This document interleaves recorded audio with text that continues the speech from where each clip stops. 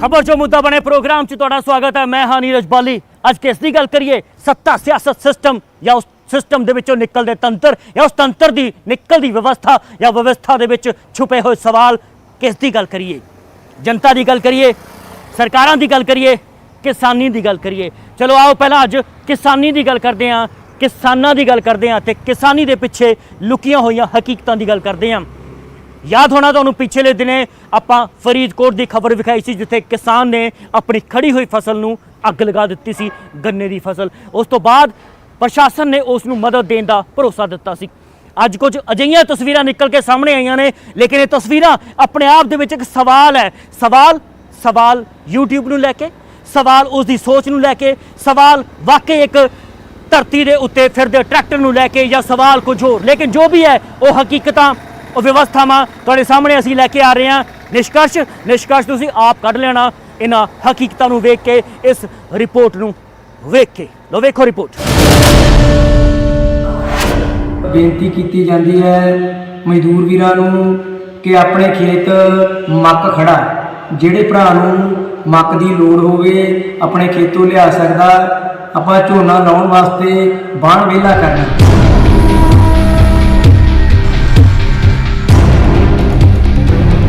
कुछ दिन पहला असी इसे प्रोग्राम विच विखाया सी कि किवें एक किसान ने अपनी गन्ने की खड़ी फसल नूं अग दे हवाले कर दिता सी। उहदे नाल ही उस ते ट्रैक्टर भी पा दिता। अज उस दे नाल ही मिलदी जुलदी तस्वीर तुहानूं एक होर विखाउण जा रहे हां, जिथे एक किसान ने अपनी मक्की की फसल नूं वढ़ता ते गुरुद्वारा साहिब च अनाउंसमेंट करवा दी कि भाई जिस नूं जो चाहिदा है खेतां चों आके लै जाओ। दरअसल किसानों को मुश्किलात हैं, इस कोई दो राय नहीं है, पर फसल बीजन तो पहला एक किसान ने क्यों नहीं सोचा कि इसका आने वाले समय च होगा की।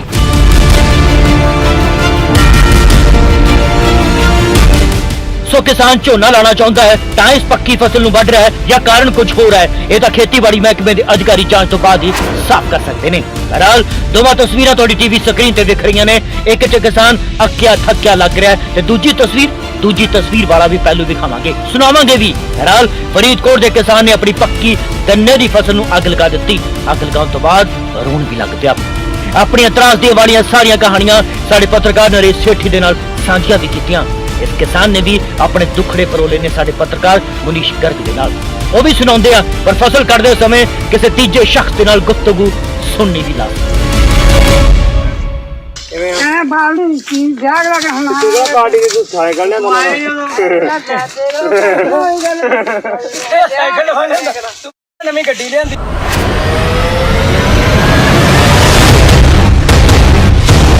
अजिही तस्वीर के सवाल भी कर सकती है। बहरहाल किसान दुखी ने, परेशान ने, ये तक किसी तो लुकिया ही नहीं है। श्री गुरुद्वारा साहब की अनाउंसमेंटा भी काफी कुछ कहंदियां ने ते सरकारां दे नाल कई किसानां ते भी सवाल खड़े करदियां ने। बहरहाल किसान दा साथी अजिहे दृश्य नूं यूट्यूब ते बनाए चैनल ते भी पाउणा चाहुंदा है तां जो उसदी वीडियो पहलां वेखी जाए। चला दी कहने की करनी होंदी है, कहंदा वो वीडियो पाउण दा उसते चैनल नहीं बनाए हुंदे आम YouTube ते। कित्थों दा है कि गन्ने दा?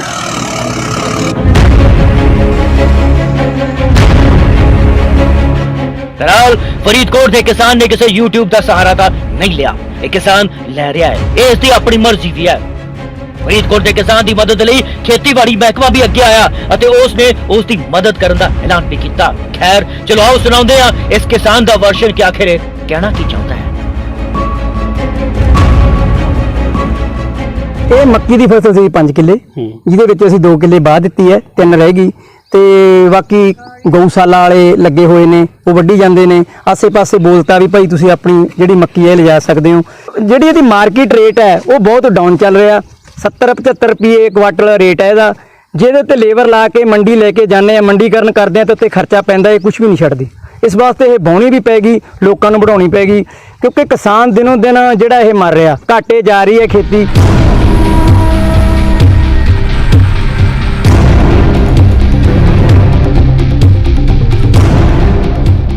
बहरहाल अजिहे दृश्य की दर्शा रहे हैं? मजबूरी, लाचारी या अनभोलता? वैसे जो गौर करिए तो किसान नूं अजिहे समय दा या कहो खेती दे हालातां दा या कहो खेती दे मुल बारे पता नहीं हुंदा। ਜੋ ਪਹਿਲਾਂ ਉਹ ਅਜਿਹੀ ਫਸਲ ਨੂੰ ਬੀਜਦਾ ਹੈ ਤੇ ਫਿਰ ਵੱਢਦੇ ਹੋਏ YouTube ਤੇ ਪਾਉਣ ਦੀ ਗੱਲ ਵੀ ਕਰਦਾ ਹੈ। ਖੈਰ, ਜੇ ਇਹ ਕਿਹਾ ਜਾਵੇ ਕਿ ਕਿਸਾਨਾਂ ਦੇ ਲਈ ਇਸ ਮੌਜੂਦਾ ਸਮੇਂ 'ਚ ਕਿਸਾਨੀ ਨੂੰ ਲੈ ਕੇ ਸਿੱਖਿਆ ਲੈਣ ਦੀ ਵੀ ਲੋੜ ਹੈ ਤਾਂ ਕਹਿਣਾ ਗਲਤ ਨਹੀਂ ਹੋਵੇਗਾ, ਕਿਉਂਕਿ ਤਾਂ ਜੋ ਉਹ ਖੁਸ਼ਹਾਲ ਵੀ ਹੋ ਸਕੇ, ਫਸਲ ਮਿਹਨਤ ਤੇ ਵਕਤ ਬਰਬਾਦ ਨਾ ਕਰ ਸਕੇ। YouTube ਤੇ ਪਾਉਣ ਨੂੰ ਤਾਂ ਹੋਰ ਵੀ ਕੁਝ ਬਥੇਰਾ ਹੈ।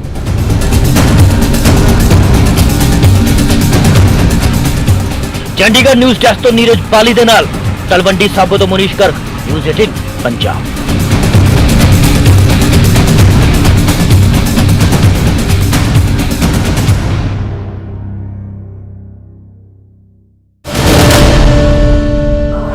ਹੁਣ ਇਹਨਾਂ ਤਸਵੀਰਾਂ ਤੋਂ ਬਾਅਦ ਜਾਂ ਇਸ ਖਬਰ ਤੋਂ ਬਾਅਦ ਤੁਹਾਨੂੰ ਲੈ ਕੇ ਚੱਲਦੇ ਹਾਂ ਫਰੀਦਕੋਟ, ਜਿਸ ਦੀ ਅਸੀਂ ਗੱਲ ਕੀਤੀ ਸੀ। ਦਰਅਸਲ ਗੱਲ ਹੁਣ ਉਹ ਨਹੀਂ ਹੈ ਜੋ ਕੀਤੀ ਸੀ, ਦਰਅਸਲ ਗੱਲ ਉਹ ਹੈ ਜੋ ਹੁਣ ਹੋਣ ਵਾਲੀ ਹੈ। ਤੁਹਾਡੀ ਟੀਵੀ ਸਕਰੀਨ ਤੇ ਜੋ ਤਸਵੀਰਾਂ ਨਿਕਲ ਕੇ ਸਾਹਮਣੇ ਆ ਰਹੀਆਂ ਨੇ ਉਹ ਆਪਣੇ ਆਪ ਦੇ ਵਿੱਚ ਵਿਵਸਥਾ ਵਾਲੀ ਪੋਲ ਖੋਲਦੀ ਹੈ। ਇੱਕ ਬੱਸ ਹੈ, ਬੱਸ ਦੇ ਵਿੱਚ ਸਵਾਰੀਆਂ ਸਰਕਾਰ ਨੂੰ, ਪ੍ਰਸ਼ਾਸਨ ਨੂੰ ਸਵਾਲ ਕਰਦੀ ਹੈ। ਕੰਡਕਟਰ ਵੀ ਆਪਣੇ ਆਪ ਦੇ ਵਿੱਚ ਇੱਕ ਨਵਾਂ ਹੀ ਤਰੀਕਾ ਇਜਾਦ ਕਰ ਰਿਹਾ ਹੈ। ਦਿਖਾਉਂਦੇ ਹਾਂ ਪੂਰੀ ਪਿਕਚਰ ਇਸ ਰਿਪੋਰਟ ਦੇ ਵਿੱਚ ਕਿ ਕਿਸ ਤਰ੍ਹਾਂ ਦੇ ਨਾਲ ਇਸ ਬੱਸ ਦੇ ਵਿੱਚ ਕੁਝ ਲੋਕ ਨੇ ਜੋ ਸਫ਼ਰ ਕਰ ਰਹੇ ਨੇ, ਲੇਕਿਨ ਸਫ਼ਰ ਵੀ ਅੱਧਾ ਅਧੂਰਾ। ਲੇਕਿਨ ਸਫ਼ਰ ਦੇ ਵਿੱਚੋਂ ਜੋ ਸਵਾਲ ਪੁੱਛੇ ਗਏ ਨੇ ਜਾਂ ਇਹ ਕਹਿ ਲਓ ਕਿ ਪ੍ਰਸ਼ਾਸਨ ਤੋਂ ਜੋ ਗੁਹਾਰ ਲਗਾਈ ਗਈ ਹੈ, ਮੰਗ ਕੀਤੀ ਗਈ ਹੈ, ਉਹ ਆਪਣੇ ਆਪ ਦੇ ਵਿੱਚ ਵਿਰੋਧ ਕਰਨ ਦਾ ਇੱਕ ਅਨੋਖਾ ਪ੍ਰਦਰਸ਼ਨ ਕਰਨ ਦਾ ਇੱਕ ਅਨੋਖਾ ਤਰੀਕਾ ਹੈ। ਦਿਖਾਉਂਦੇ ਹਾਂ ਇਸ ਰਿਪੋਰਟ ਦੇ ਵਿੱਚ ਨਰੇਸ਼ ਸੇਠੀ ਦੀ ਰਿਪੋਰਟ ਵਾਕਈ ਕੁਝ ਸੁਨੇਹਾ ਤਾਂ ਦਿੰਦੀ ਹੈ।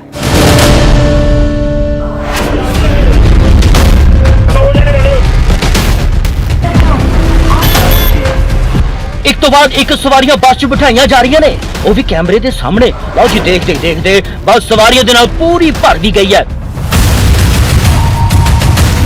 ਇਸ ਬੱਸ ਵਿੱਚ ਸਵਾਰੀਆਂ ਦਾ ਪੂਰਾ ਖਿਆਲ ਰੱਖਿਆ ਜਾ ਰਿਹਾ ਹੈ, ਇਸੇ ਲਈ ਤਾਂ ਬੱਸ ਦੇ ਵਿੱਚ ਸਵਾਰੀਆਂ ਦੇ ਲਈ ਠੰਡਾ ਯਾਨੀ ਕਿ ਕੋਲਡ ਡਰਿੰਕ ਦਾ ਵੀ ਇੰਤਜ਼ਾਮ ਕੀਤਾ ਗਿਆ ਹੈ। ਵੈਸੇ ਇਹਨਾਂ ਤਸਵੀਰਾਂ ਨੂੰ ਦੇਖ ਕੇ ਦਿਮਾਗ ਵਿੱਚ ਇੱਕ ਸਵਾਲ ਤਾਂ ਜ਼ਰੂਰ ਉੱਠਦਾ ਹੈ ਕਿ ਲੋਕ ਆਖਿਰ ਜਾ ਕਿੱਥੇ ਰਹੇ ਨੇ। ਇਹਨਾਂ ਨੇ ਟਿਕਟਾਂ ਲੈ ਲਈਆਂ ਨੇ ਜਾਂ ਨਹੀਂ, ਜਾਂ ਫਿਰ ਆਪਣੇ ਕਿਸੇ ਸ਼ੌਕ ਨੂੰ ਪੂਰਾ ਕਰਨ ਦੇ ਲਈ ਇਸ ਬੱਸ 'ਚ ਸਵਾਰ ਹੋਏ ਨੇ। ਹੁਣ ਜ਼ਰਾ ਇਹਨਾਂ ਤਸਵੀਰਾਂ ਨੂੰ ਗੌਰ ਨਾਲ ਦੇਖੋ ਜਨਾਬ। ਇਸ ਬੱਸ 'ਚ ਜ਼ਿਆਦਾਤਰ ਨੌਜਵਾਨ ਸਵਾਰ ਨੇ ਜੋ ਸ਼ਾਇਦ ਸਾਡੀ ਸਰਕਾਰ, ਸਾਡੇ ਪ੍ਰਸ਼ਾਸਨ ਨੂੰ ਇਸ਼ਾਰੇ ਦੇ ਨਾਲ ਕੁਝ ਸੁਨੇਹਾ ਦੇਣਾ ਚਾਹੁੰਦੇ ਨੇ, ਕੁਝ ਕਹਿਣਾ ਚਾਹੁੰਦੇ ਨੇ। ਇਹ ਪੂਰਾ ਮਾਜਰਾ ਕੀ ਹੈ ਉਹ ਵੀ ਦੱਸਦੇ ਹਾਂ, ਪਰ ਪਹਿਲਾਂ ਬੱਸ ਦੇ ਕੰਡਕਟਰ ਦੇ ਨਾਲ ਵੀ ਤੁਹਾਨੂੰ ਮਿਲਵਾ ਦਿੰਦੇ ਹਾਂ। ਪਰ ਇਹ ਕਿਹੋ ਜਿਹਾ ਕੰਡਕਟਰ ਹੈ ਜੋ ਬੱਸ ਦੇ ਵਿੱਚ ਇੱਕ ਵਾਈਟ ਬੋਰਡ ਲਗਾ ਕੇ ਇਹਨਾਂ ਸਵਾਰੀਆਂ ਨੂੰ ਕੁਝ ਸਮਝਾਉਣ ਦੀ ਕੋਸ਼ਿਸ਼ ਕਰ ਰਿਹਾ ਹੈ। ਦਰਅਸਲ ਇਹ ਤਸਵੀਰਾਂ ਫਰੀਦਕੋਟ ਦੇ ਇੱਕ ਰੂਟ ਦੀਆਂ ਨੇ। ਤੇ ਹੁਣ ਆਉਂਦੇ ਆ ਅਸਲ ਮੁੱਦੇ ਤੇ, ਕਿਉਂਕਿ ਖਬਰ ਜੋ ਮੁੱਦਾ ਬਣੇ ਪ੍ਰੋਗਰਾਮ 'ਚ ਅਸੀਂ ਜਨਤਾ ਦੇ ਮੁੱਦੇ ਚੱਕਦੇ ਰਹਿੰਦੇ ਆ, ਸਰਕਾਰ ਨੂੰ ਜਨਤਾ ਦੀਆਂ ਆਵਾਜ਼ਾਂ ਸੁਣਾਉਂਦੇ ਰਹਿੰਦੇ ਆ।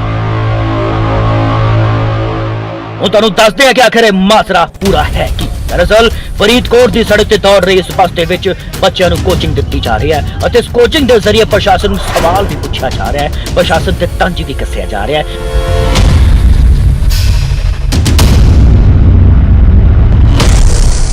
ਇਹ ਅਨੋਖਾ ਪ੍ਰਦਰਸ਼ਨ ਐਸੋਸੀਏਸ਼ਨ ਆਫ ਐਜੂਕੇਸ਼ਨ ਪ੍ਰੋਵਾਈਡਰ ਦੇ ਵੱਲੋਂ ਕੀਤਾ ਗਿਆ ਹੈ।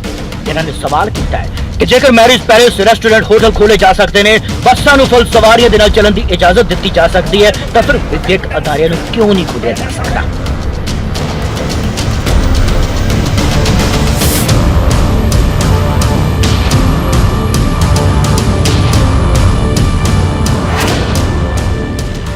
ਕਿ ਇਸ ਟਾਈਮ ਜਿਹੜਾ ਸਰਵਾਈਵਲ ਹੈ ਉਹ ਬਹੁਤ ਮੁਸ਼ਕਲ ਹੋ ਚੁੱਕਿਆ ਹੈਗਾ। ਸਰਕਾਰ ਨੇ ਜਿੱਦਾਂ ਬਾਕੀ ਸੈਕਟਰਸ ਜਿੱਦਾਂ ਹੈਗੇ ਆ, ਟਰਾਂਸਪੋਰਟ ਸੈਕਟਰ ਹੋ ਗਿਆ ਜਾਂ ਆਪਣਾ ਲਿਕਰ ਵੈਂਡਰਸ ਹੋ ਗਏ ਜਿਹੜੇ ਹੈਗੇ ਆ, ਉਹਨਾਂ ਨੂੰ ਇਜਾਜ਼ਤ ਦਿੱਤੀ ਹੈ। ਬੱਸਾਂ ਦੇ ਵਿੱਚ ਜਿਹੜੇ ਹੈਗੇ ਆ ਮੁਸਾਫਰ ਇੰਨੇ ਜਿਹੜੇ ਹੈਗੇ ਆ, ਸੋਸ਼ਲ ਡਿਸਟੈਂਸਿੰਗ ਉੱਥੇ ਪੋਸੀਬਲ ਹੀ ਨਹੀਂ ਹੈ, ਬਿਲਕੁਲ ਹੀ ਪੋਸੀਬਲ ਨਹੀਂ ਹੈ। ਜੇ ਉਹ ਚੀਜ਼ਾਂ ਚੱਲ ਸਕਦੀਆਂ ਤਾਂ ਅਸੀਂ ਸਿਰਫ ਇਹ ਹੀ ਕਹਿਣਾ ਚਾਹੁੰਦੇ ਹਾਂ ਵੀ ਸਾਡੇ ਵੱਲ ਵੀ ਜਿਹੜਾ ਐਜੂਕੇਸ਼ਨ ਸੈਕਟਰ ਹੈ, ਸ਼ਾਇਦ ਇਹ ਇਕਨੋਮੀ ਨੂੰ ਬੂਸਟ ਕਰਨ ਵਾਸਤੇ ਕਿਤੇ ਨਾ ਕਿਤੇ ਬਹੁਤ ਜ਼ਿਆਦਾ ਹੈਲਪਫੁਲ। ਇਹਨਾਂ ਪ੍ਰਦਰਸ਼ਨਕਾਰੀਆਂ ਦਾ ਤਰਕ ਹੈ ਕਿ ਜੇਕਰ ਬੱਸਾਂ ਨੂੰ 100% ਸਵਾਰੀਆਂ ਦੇ ਨਾਲ ਚੱਲਣ ਦੀ ਇਜਾਜ਼ਤ ਮਿਲੀ ਹੋਈ ਹੈ, ਜਿੱਥੇ ਸੋਸ਼ਲ ਡਿਸਟੈਂਸਿੰਗ ਦੀ ਪਾਲਣਾ ਕਰਨਾ ਲਗਭਗ ਨਾਮੁਮਕਿਨ ਹੈ, ਤਾਂ ਫਿਰ ਬੱਚਿਆਂ ਨੂੰ 10-15 ਦੇ ਬੈਚ ਦੇ ਵਿੱਚ ਵੰਡ ਕੇ ਕੋਚਿੰਗ ਸੈਂਟਰ ਕਿਉਂ ਨਹੀਂ ਖੋਲ੍ਹੇ ਜਾ ਸਕਦੇ। ਇਸ ਮਹਾਮਾਰੀ ਨੂੰ ਅਸੀਂ ਵੀ ਜਾਣ ਸਮਝਦੇ ਹਾਂ ਵੀ ਇਹ ਬੜੀ ਭਿਆਨਕ ਬਿਮਾਰੀ ਸੀ ਜਿਹੜੀ ਆਉਣ ਵਾਲੇ ਦਿਨਾਂ ਦੇ ਵਿੱਚ ਬੜਾ ਵੱਡਾ ਨੁਕਸਾਨ ਕਰ ਸਕਦੀ ਸੀ। ਪਰ ਜਦੋਂ ਸਰਕਾਰ ਨੇ ਬੱਸਾਂ, ਹੋਟਲ, ਰੈਸਟੋਰੈਂਟ ਖੋਲ੍ਹ ਦਿੱਤੇ, ਕਚਹਿਰੀਆਂ ਖੋਲ੍ਹ ਦਿੱਤੀਆਂ ਤਾਂ ਸਰਕਾਰ ਨੇ ਸਾਡੇ ਵੱਲ ਜਮਾਂ ਵੀ ਉੱਤਾ ਨਹੀਂ ਵਾਚਿਆ, ਸਾਡੇ ਵੱਲ ਜਮਾਂ ਨਹੀਂ ਧਿਆਨ ਕੀਤਾ। ਜੇਕਰ ਸਰਕਾਰ ਬੱਸਾਂ ਦੇ ਵਿੱਚ 50-50, 52-52 ਸਵਾਰੀਆਂ ਬਿਠਾ ਕੇ ਉਹਨਾਂ ਨੂੰ ਡਰਾਈਵਿੰਗ ਲਈ ਇਜਾਜ਼ਤ ਦੇ ਸਕਦੀ ਹੈ, ਤਾਂ ਸਾਨੂੰ ਵੀ ਕਿਸੇ ਮਾਡਲ ਦੇ ਥਰੂ ਕੋਈ ਰੋਲ ਮਾਡਲ ਬਣਾ ਕੇ ਦੇਵੇ ਵੀ ਤੁਸੀਂ ਆਪਣੇ ਇੰਸਟੀਟਿਊਟਾਂ ਦੇ ਵਿੱਚ 10-10 15-15 ਬੱਚੇ ਬਹਾ ਕੇ ਪੜ੍ਹਾ ਲਓ। ਤਾਂ ਇਹੀ ਮੰਗ ਅਸੀਂ ਸਰਕਾਰ ਨੂੰ ਅੱਜ ਮੈਂ ਇੱਕ ਮੈਮੋਰੰਡਮ ਰਾਹੀਂ ਡੀਸੀ ਸਾਹਿਬ ਨੂੰ ਦੇਣ ਲਈ ਫਰੀਦਕੋਟ ਪਹੁੰਚੇ। उधर जो इस बारे साडे पत्रकार ने डीसी साहब तो पूछा तो उन्होंने कहा कि सरकार की हिदायतां ते कोरोना के मद्देनजर ही इन्हां कोचिंग सेंटरां नूं बंद रखा गया है। हाँ, हालांकि वो विद्यार्थियों नूं एक सलाह जरूर देंदे हुए नजर आए, तो तुसीं भी सुन लो।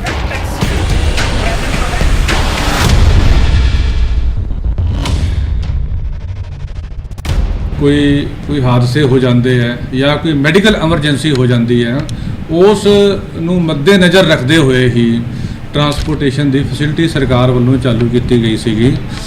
और जी आयल्स ते जी आयल्स या होर जोड़े कोचिंग सेंटर है, कोचिंग सेंटर का तो फर्ज ये बनता है कि ये ऑनलाइन मैथड के नाल ये अपनी कोचिंग देन, अपने टीचिंग मटीरियल प्रोवाइड करन। बाकी इन्हां दी जो डिमांड है उस पर विचार किया जाएगा। डीसी साहब ये लोग मानते हैं कि कोरोना का खतरा है, सोशल डिस्टेंसिंग बनाए रखना बेहद जरूरी है, पर इन्हां लोगों को भी नजरअंदाज नहीं किया जा सकता ना। चंडीगढ़ न्यूज़ डेस्क तो लवप्रीत पांगर दे नाल फरीदकोट तो नरेश सेठी, न्यूज़ 18 पंजाब।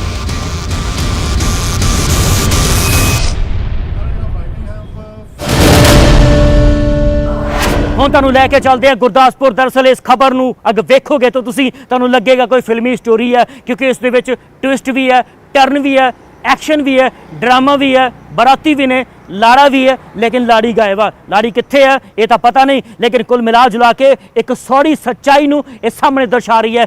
ਗੁਰਦਾਸਪੁਰ ਤੋਂ ਬਿਸ਼ੰਬਰ ਬਿੱਟੂ ਨੇ ਜੋ ਰਿਪੋਰਟ ਫਾਈਲ ਕੀਤੀ ਹੈ, ਵਿਵਸਥਾਵਾਂ ਵਾਲੀ ਪੋਲ ਖੋਲਦੀ ਹੈ ਅਤੇ ਦਰਸਾ ਰਹੀ ਹੈ ਕਿ ਅਸੀਂ ਅੱਜ ਦੇ ਸਮੇਂ ਦੇ ਵਿੱਚ ਜੀ ਕਿੱਥੇ ਰਹੇ ਹਾਂ। ਦੇਖੋ ਇਸ ਰਿਪੋਰਟ ਨੂੰ।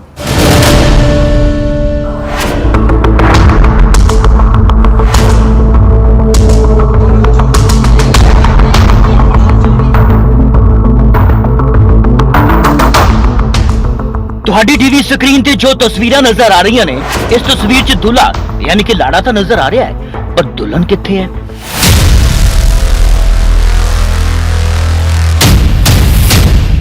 ਪਿੱਛੇ ਦੇਖੋ, ਪਿੱਛੇ ਦਾ ਨਜ਼ਾਰਾ ਵੀ ਕਿਸੇ ਮੈਰਿਜ ਪੈਲੇਸ ਦੇ ਵਾਂਗ ਨਹੀਂ ਹੈ, ਸਗੋਂ ਪੁਲਿਸ ਥਾਣੇ ਦਾ ਜਾਪਦਾ ਹੈ। ਜੀ ਹਾਂ, ਇਹੋ ਸੱਚ ਹੈ। ਆਖਿਰ ਅਜਿਹਾ ਕੀ ਹੋਇਆ ਕਿ ਕਲਾੜਾ ਸੇਰਾ ਤੇ ਨੋਟਾਂ ਵਾਲੇ ਹਾਰ ਪਾ ਕੇ ਸਿੱਧਾ ਥਾਣੇ ਪਹੁੰਚ ਗਿਆ? ਇਹ ਤਾਂ ਦੱਸਣ ਦੀ ਲੋੜ ਹੀ ਨਹੀਂ ਕਿ ਵਿਆਹ ਦਾ ਦਿਨ ਹਰ ਕਿਸੇ ਲਈ ਖਾਸ ਹੁੰਦਾ ਹੈ, ਜ਼ਿੰਦਗੀ ਦਾ ਸਭ ਤੋਂ ਖਾਸ ਦਿਨ।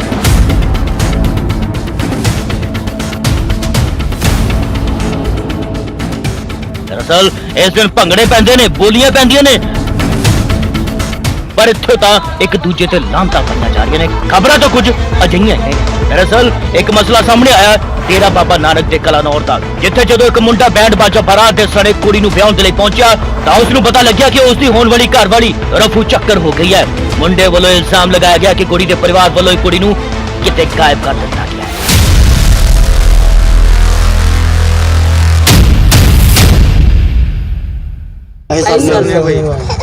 ਸਭਨੇ ਤੋਂ ਹਾਂਜੀ। ਆਪਣਾ ਵਿਆਹ ਕਿੱਥੇ ਆਏ ਸੀ? ਕੀ ਚੱਕਰ ਕੀ ਆ ਜੀ? ਚੱਕਰ ਇਹ ਹੋਇਆ ਸੀ ਵਿਆਹ ਆਏ ਤੇ ਕੁੜੀ ਅੱਗੇ ਉਹਨਾਂ ਨੇ ਭਜਾ ਦਿੱਤੀ, ਉਹਦੀ ਭੈਣ ਵੱਡੀ ਨੇ। ਤੁਹਾਨੂੰ ਕਿੱਦਾਂ ਪਤਾ ਲੱਗਾ ਜੀ? ਸਾਨੂੰ ਫੋਨ ਕਰਕੇ ਦੱਸਿਆ ਕਿਤੇ ਹੋਰ ਗਾੜੀ ਮੁੰਡੇ ਨਾਲ ਭਜਾ ਦਿੱਤਾ। ਵੇਖੋ ਭਾਜੀ, ਸਾਡੀ ਵੀ ਇੱਜ਼ਤ ਆ, ਇੱਜ਼ਤ ਬੰਦੇ ਨੂੰ ਲੱਖੀ ਨਾ ਹਜ਼ਾਰੀ ਇਹ ਨਹੀਂ ਮਿਲਦੀ। ਸਾਨੂੰ ਇਨਸਾਫ ਮਿਲੇ ਕਿ ਉਹਨਾਂ ਨਾਲ ਬਰਖਲਾਫ ਸਖਤ ਤੋਂ ਸਖਤ ਕਾਰਵਾਈ ਕੀਤੀ ਜਾਵੇ।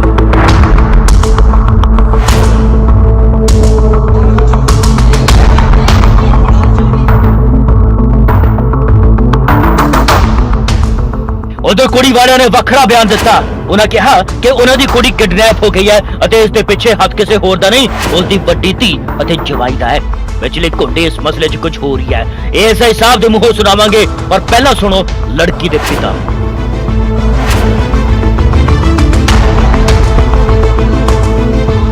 ਮੇਰੀ ਕੁੜੀ ਕਿਡਨੈਪ ਕਰ ਦਿੱਤੀ ਹੈ। ਕਿਡਨੈਪ ਕਰਤੀ ਹੈ? ਹਾਂ ਜੀ, ਉਹ ਪਤਾ ਨਹੀਂ ਕਿਤੇ ਭਜਾਤੀ ਤੇ ਕਿਤੇ ਨਹੀਂ ਭਜਾਤੀ। ਉਹ ਕੁੜੀ ਸਾਡੀ ਹੈਗੀ, ਕੁੜੀ ਅਸੀਂ ਨਾਲ ਸਹੁਰਾ ਹੀ ਉਹਦਾ, ਨਾਲ ਸਾਡਾ ਜਵਾਈ ਸੀਗਾ। ਇਹਨਾਂ ਰਜਾਮੰਦੀ ਦੇ ਵਿੱਚ ਇਹਨਾਂ ਭਜਾਈ। ਕਰਨਾ ਕੀ ਹੈ ਵੀ ਸਾਡੀ ਉਹ ਉਹਨਾਂ ਨੂੰ ਫੜ ਕੇ ਥਾਣੇ ਜਾਇਆ ਜੇ ਤੇ ਕੁੜੀ ਸਾਡੀ ਸਾਡੇ ਕੋਲ ਹੋਵੇ।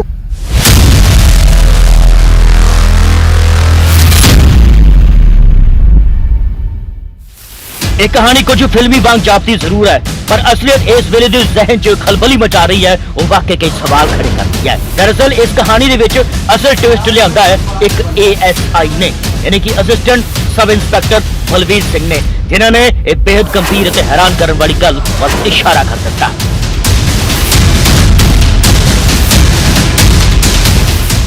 ਮਾਮਲਾ ਇਹ ਆ ਵੀ ਇੱਕ ਨਾ ਰਵੀ ਨਾਂ ਦਾ ਮੁੰਡਾ ਵਾ, ਉਹ ਇੱਥੇ ਝੁੱਗੀਆਂ ਵਾਲੇ ਉਹਨਾਂ ਦੇ ਵਿਆਹਣ ਆਇਆ ਸੀ ਸੁਜਾਨਪੁਰ ਤੋਂ, ਤੇ ਉਹ ਲੜਕੀ ਜਿਹੜੀ ਆ ਉਹਦਾ ਪਤਾ ਕੀਤਾ ਉੱਥੋਂ ਦੇ। ਉਹ ਕਹਿੰਦੇ ਵੀ ਲੜਕੀ ਦੀ ਉਮਰ ਘੱਟ ਸੀ, 16 ਸਾਲ ਉਮਰ ਸੀ, ਤੇ ਉਹ ਵਿਆਹ ਨਹੀਂ ਕਰਾਉਣਾ ਚਾਹੁੰਦੀ।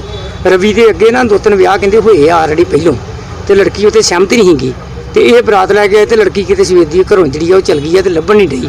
ਹੁਣ ਲੜਕੀ ਲੱਭਦੀ ਆ ਤੇ ਉਹਦੀ ਸਟੇਟਮੈਂਟ ਲਿਖਾਂਗੇ ਵੀ ਉਹ ਕੀ ਕਹਿੰਦੀ ਆ, ਕਿ ਉੱਥੇ ਜਾਣਾ ਚਾਹੁੰਦੀ ਆ ਕਿ ਨਹੀਂ ਜਾਣਾ ਚਾਹੁੰਦੀ, ਕਿਹੜੇ ਹਿਸਾਬ ਨਾਲ ਫਿਰ ਏਜ ਦਾ ਕਰ ਲਾਂਗੇ, ਪ੍ਰੂਫ ਪੱਕਾ ਹੋ ਜਾਊਗਾ ਤੇ ਅਗਲੀ ਕਾਰਵਾਈ ਕਰ ਲਾਂਗੇ। ਜੀ ਹਾਂ, ਸੁਣਿਆ ਤੁਸੀਂ, ਦਰਅਸਲ ਇਹ ਮਾਮਲਾ ਬਾਲ ਵਿਆਹ ਦੇ ਨਾਲ ਜੁੜਿਆ ਨਜ਼ਰ ਆ ਰਿਹਾ ਹੈ। ਪੁਲਿਸ ਦੇ ਮੁਤਾਬਕ ਕੁੜੀ ਦੀ ਉਮਰ ਵੈਸੇ 16 ਸਾਲ ਦੀ ਸੀ ਅਤੇ ਉਹ ਇਸ ਸ਼ਖਸ ਦੇ ਨਾਲ ਵਿਆਹ ਨਹੀਂ ਕਰਵਾਉਣਾ ਚਾਹੁੰਦੀ ਸੀ। ਕਿਤੇ ਵਾਕਈ ਇਸ ਲੜਕੀ ਨੂੰ ਨਰਕ ਭਰੀ ਜ਼ਿੰਦਗੀ ਤੋਂ ਬਚਾਉਣ ਦੇ ਲਈ ਉਸਦੀ ਭੈਣ ਅਤੇ ਜਵਾਈ ਨੇ ਕਿਤੇ ਗਾਇਬ ਤਾਂ ਨਹੀਂ ਕਰ ਦਿੱਤਾ।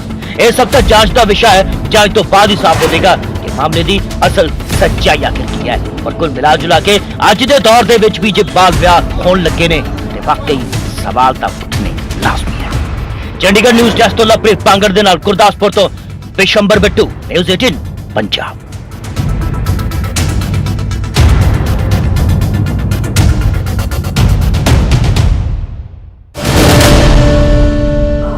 ਗਊਆਂ ਨੂੰ ਲੈ ਕੇ ਸਿਆਸਤ, ਗਊਆਂ ਨੂੰ ਲੈ ਕੇ ਸੱਤਾ ਦਾ ਤੰਤਰ ਤੇ ਗਊਆਂ ਨੂੰ ਲੈ ਕੇ ਲੋਕਾਂ ਦੀ ਆਵਾਜ਼ ਬੁਲੰਦ ਹੁੰਦੀ ਰਹਿੰਦੀ ਹੈ। ਅਤੇ ਕਈ ਅਜਿਹੇ ਨੇ ਜੋ ਗਊਆਂ ਦੇ ਨਾਂ ਤੇ ਕਈ ਤਰ੍ਹਾਂ ਦੀ ਰਾਜਨੀਤੀ ਵੀ ਕਰਦੇ ਨੇ। ਲੇਕਿਨ ਅੱਜ ਜੋ ਖਬਰ ਅਸੀਂ ਤੁਹਾਨੂੰ ਵਿਖਾਉਣ ਜਾ ਰਹੇ ਹਾਂ ਇਹ ਹਿਰਦੇ ਬਲੁੰਦਰ ਵਾਲੀ ਹੈ। ਦਰਅਸਲ ਇਸ ਖਬਰ ਦੇ ਵਿੱਚ 2 ਖਬਰਾਂ ਨੇ। ਇੱਕ ਬੱਚੇ ਦੀ ਮੌਤ ਹੋ ਗਈ, ਲਗਭਗ 30-32 ਗਾਵਾਂ ਜਿਹੜੀਆਂ ਉਹ ਮਰ ਗਈਆਂ। ਮਰੀਆਂ ਕਿਵੇਂ ਇਹ ਵੀ ਤੁਹਾਨੂੰ ਵਿਖਾਵਾਂਗੇ।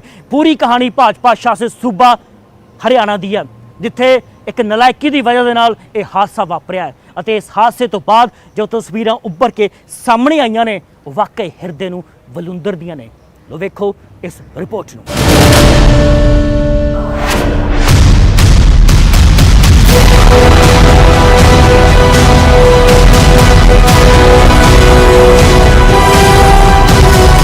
ਇਸ ਖਬਰ 'ਚ ਦਰਅਸਲ 2 ਘਟਨਾਵਾਂ ਨੇ, ਦੋਵੇਂ ਹਿਰਦੇ ਬਲੁੰਦਰ ਵਾਲੀਆਂ। ਮੰਗਲਵਾਰ ਦੁਪਹਿਰ ਇੱਕ ਟਰੱਕ ਟਰੈਕਟਰ ਦੀ ਟੱਕਰ ਦੇ ਕਾਰਨ ਇੱਕ ਬੱਚੇ ਦੀ ਮੌਤ ਹੋ ਗਈ ਸੀ, ਜਦਕਿ 2 ਲੋਕ ਜ਼ਖਮੀ ਹੋ ਗਏ ਸਨ। ਇਸ ਦਰਦਨਾਕ ਘਟਨਾ ਤੋਂ ਬਾਅਦ ਜੋ ਇੱਕ ਹੋਰ ਦਰਦਨਾਕ ਦ੍ਰਿਸ਼ ਨਿਕਲ ਕੇ ਸਾਹਮਣੇ ਆਇਆ ਉਹ ਵੀ ਦਿਲ ਨੂੰ ਹਿਲਾ ਕੇ ਰੱਖ ਦੇਣ ਵਾਲਾ ਹੈ। ਦਰਅਸਲ ਮਾਮਲਾ ਭਾਜਪਾ ਸ਼ਾਸਿਤ ਸੂਬੇ ਹਰਿਆਣਾ ਦਾ ਹੈ, ਜਿੱਥੇ ਇੱਕ ਨਾ 2 ਸਗੋਂ 32 ਗਊਆਂ ਮੌਤ ਦੀ ਆਗੋਸ਼ 'ਚ ਚਲੀਆਂ ਗਈਆਂ। ਜਿਸ ਟੈਂਕਰ ਦੀ ਟਰੈਕਟਰ ਦੇ ਨਾਲ ਟੱਕਰ ਹੋਈ ਸੀ ਉਸ ਟੈਂਕਰ 'ਚ ਕੈਮੀਕਲ ਦੱਸਿਆ ਜਾ ਰਿਹਾ ਹੈ, ਖਤਰਨਾਕ ਕੈਮੀਕਲ। ਅਤੇ ਐਕਸੀਡੈਂਟ ਦੇ ਦੌਰਾਨ ਇਹ ਟਰੈਕਟਰ ਟੈਂਕਰ ਇੱਕ ਫਲਾਈਓਵਰ ਤੋਂ ਥੱਲੇ ਡਿੱਗ ਗਿਆ। ਇਸ ਦੇ ਨਾਲ ਖਤਰਨਾਕ ਕੈਮੀਕਲ ਰਸਤੇ 'ਚ ਫੈਲ ਗਿਆ ਅਤੇ ਹੌਲੀ-ਹੌਲੀ ਕਰਦੇ ਇਹ ਬਰਸਾਤੀ ਪਾਣੀ ਦੇ ਵਿੱਚ ਰਿਸ਼ਤਾ ਫੈਲਦਾ ਗਿਆ। ਇਸ ਦੇ ਨਾਲ ਬਰਸਾਤੀ ਪਾਣੀ ਸਾਰਾ ਦੂਸ਼ਿਤ ਹੋ ਗਿਆ ਤੇ ਕੁਝ ਹੀ ਦੇਰ ਬਾਅਦ ਇਸ ਥਾਂ ਤੋਂ ਗੁਜ਼ਰਦੀ ਹੋਈਆਂ ਕੁਝ ਗਾਵਾਂ ਨੇ ਇਸ ਪਾਣੀ ਨੂੰ ਪੀ ਲਿਆ, ਜਿਸ ਤੋਂ ਬਾਅਦ ਉਹ ਇੱਕ ਕਰਕੇ ਤੜਪਣ ਲੱਗ ਪਈਆਂ, ਮਰਦੀਆਂ ਰਹੀਆਂ ਕਿਉਂਕਿ ਉਹਨਾਂ ਨੂੰ ਮੌਕੇ ਸਿਰ ਇਲਾਜ ਨਾ ਮਿਲ ਸਕਿਆ। ਅਜਿਹੀ ਦਰਦਨਾਕ ਦਾਸਤਾਨ ਸੁਣ ਕੇ ਪ੍ਰਸ਼ਾਸਨ ਵੀ ਮੌਕੇ ਤੇ ਪੁੱਜਾ। ਜੋ ਕੰਮ ਉਹਨਾਂ ਨੂੰ ਪਹਿਲਾਂ ਕਰਨਾ ਚਾਹੀਦਾ ਸੀ ਉਹ ਉਦੋਂ ਕੀਤਾ ਜਦੋਂ 32 ਗਊਆਂ ਦੀ ਮੌਤ ਹੋ ਗਈ, ਯਾਨੀ ਕਿ ਗਿਰੇ ਹੋਏ ਕੈਮੀਕਲ ਤੇ ਮਿੱਟੀ ਪਾਈ। ਜੇ ਪਹਿਲਾਂ ਪਾਈ ਹੁੰਦੀ ਤਾਂ ਸ਼ਾਇਦ ਗਊਆਂ ਬਚ ਜਾਂਦੀਆਂ। ਬਹਰਹਾਲ ਇਹ ਵੀ ਦੱਸ ਦਈਏ ਕਿ ਗਊਆਂ ਨੂੰ ਨਾਲ ਹੀ ਇੱਕ ਇਲਾਕੇ 'ਚ ਮਿੱਟੀ 'ਚ ਦਫਨਾ ਵੀ ਦਿੱਤਾ ਗਿਆ।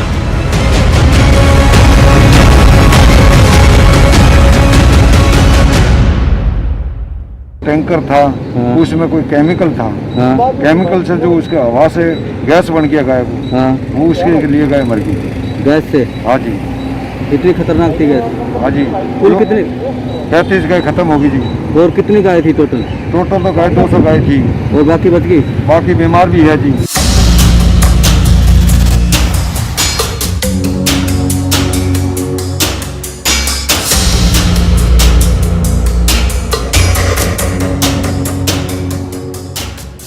ਪਰ ਇਸ ਸਭ ਦੇ ਵਿੱਚ ਗਊਆਂ ਦੇ ਮਾਲਕ ਦਾ ਵੀ ਕਹਿਣਾ ਹੈ ਕਿ 200 ਗਊਆਂ ਨੂੰ ਲੈ ਕੇ ਰਸਤੇ ਤੋਂ ਗੁਜ਼ਰ ਰਿਹਾ ਸੀ, ਜਿਨ੍ਹਾਂ 'ਚੋਂ ਇਹਨਾਂ ਗਾਵਾਂ ਦੀ ਮੌਤ ਹੋ ਗਈ। 4 ਲਾਪਤਾ ਨੇ, 7 ਦਾ ਇਲਾਜ ਚੱਲ ਰਿਹਾ। ਇਹਨਾਂ ਗਊਆਂ ਦੀ ਮੌਤ ਦਾ ਖਾਮਿਆਜ਼ਾ ਇਸ ਸ਼ਖਸ ਨੇ ਤਾਂ ਭੁਗਤ ਲਿਆ, ਪਰ ਸਵਾਲ ਇਹ ਉੱਠਦਾ ਕਿ ਗਊਆਂ ਦੀ ਮੌਤ ਦੀ ਭਰਪਾਈ ਕੌਣ ਕਰੇਗਾ? ਇਸ ਸ਼ਖਸ ਦੇ ਹੋਏ ਨੁਕਸਾਨ ਨੂੰ ਕੌਣ ਭਰੇਗਾ ਤੇ ਗਊਆਂ ਦੀ ਮੌਤ ਦੇ ਲਈ ਜ਼ਿੰਮੇਦਾਰ ਕੌਣ ਹੈ ਜਿਸ ਨੂੰ ਸਜ਼ਾ ਮਿਲੇਗੀ?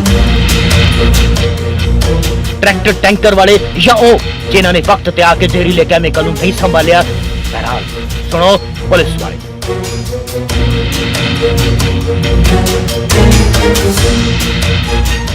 टाइम पे इतना रिसाव नहीं था, जैसे जैसे वो केमिकल रिसाव हो गए और वो बरसात के पानी में मिक्स हो गया, जो कि अंडरपास के अंदर कुछ पानी भरा हुआ था। और ये एहतियात के तौर पे हमने वहाँ PCR भी लगाई हुई थी कि भाई कोई जानवर ना आए, लेकिन ये अपोजिट साइड से और अंडरपास के नीचे से गायों का झुंड आ गया, तो उसमें से कुछ गायों ने वो पानी को पी लिया। इसमें 32 गायें हुई हैं। कुछ घायल भी है? घायल तो कोई नहीं हुई इसमें। ट्रोला चालक और जो ट्रोला के मालिक हैं उन दोनों को हमने अरेस्ट कर लिया।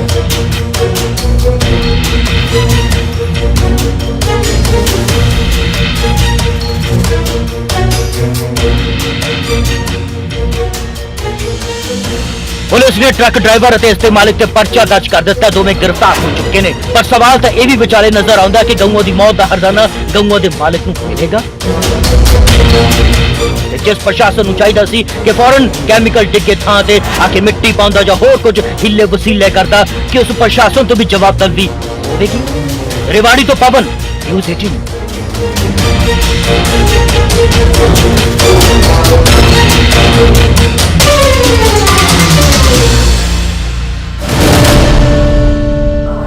खबर जो मुद्दा बने प्रोग्राम च बस अज इन्ना ही। नवीं ते ताज़ा खबर वेखण दे लई वेखदे रहो न्यूज़ 18 पंजाब हरियाणा हिमाचल। मैनू यानी कि नीरज बाली नूं दिओ इजाजत। कल मिलते हैं इसे वक्त इसे प्रोग्राम च। वक्त याद है ना 9:30 बजे, याद रखना।